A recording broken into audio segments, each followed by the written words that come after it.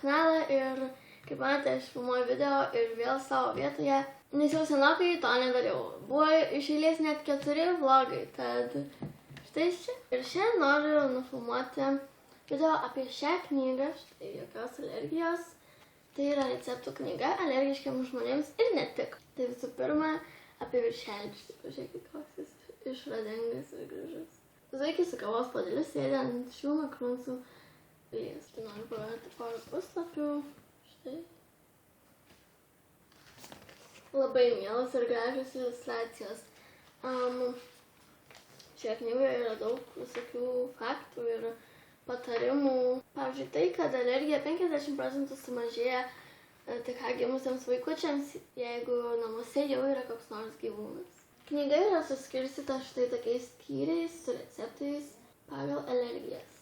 Štai čia yra skyrius su receptais be glitimo. Pavyzdžiui, mano sesė yra šiek tiek alergiška šokoladui, tad čia yra patarimas, kuo pakeisti. Galima pakeisti saldžius serotonijų milteliais. Noriu parodyti keletą receptų be glitimo. Štai kaip ir tokie labai skaniai atrodantis vafliai. Štai dar vienas itin skaniai atrodantis receptas. Labai norėčiau jį pasidaryti, man darysiu. Šių receptų labai gražios nuotraukos, tikrai pasistengta jas darant. Visi receptai tiesiog atrodo nuostabiai ir labai skaniai. Sekantis skyrius yra be pieno produktų. Dauguma žmonių dėja yra alergiški pieno produktams.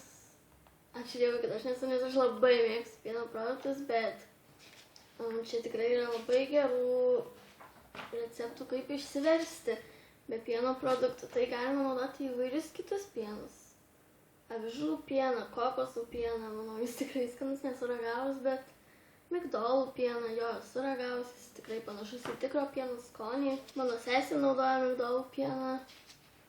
Šis skyrius tikrai rodo, kad galima skaniai pavalgyti ir apsieinant be visų pieno produktų. Čia yra visko, ir desertų, ir pietums tinkančių patiekalų receptai, pavyzdžiui, kaip makaronais, avokadžių sūrių ar pieniška dirbtinė košė. Kadangi šiuose visose knygose receptuose naudojami netipiški produktai, šie receptai yra labai įdomus ir, manau, tikrai kitokio skonio. Tikrai noriu išbandyti kuo daugiau pasidaryti iš šios knygos receptų, nes manau, kad jų skonis tikrai skirsis nuo tipiškų sausainių ar pyrago. Kaip ir sakiau, ši knyga tikrai nėra vien tik alergiškiems žmonėms.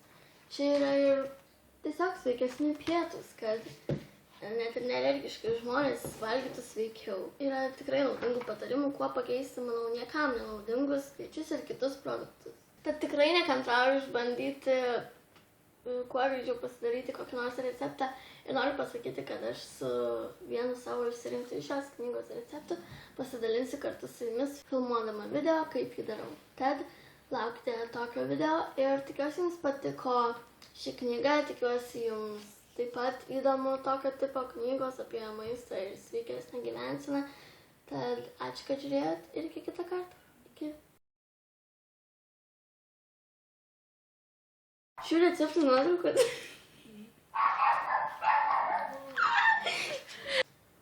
Labai gražios nuotraukos. Šių